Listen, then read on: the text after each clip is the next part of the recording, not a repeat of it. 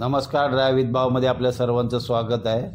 तर आपण निघालोय महापे ते शिळफाट्या दरम्यान आपली गाडी चालली आहे आणि इथे सर्रास तुम्हाला टू व्हीलरवाले उलट्या दिशेने येतात. अक्षरशः हे अपघाताला ना आमंत्रण आहे. समजा एखादं जड वाहन असो, जर कुठलीही जड वाहन असो किंवा चारचाकी गाडी असो, त्यांचं वाहन संतुलन बिघडलं, ड्रायव्हरचं पुढे थोडासा उतार आहे, तिथे एखाद्या कुठल्याही वाहनाचं संतुलन बिघडलं तर अक्षरशः हे अपघातास आमंत्रण दिल्यासारखं आहे. त्यांना कशाचीही तमा नाही, ट्रॅफिक हवालदारचा पत्ता नाही.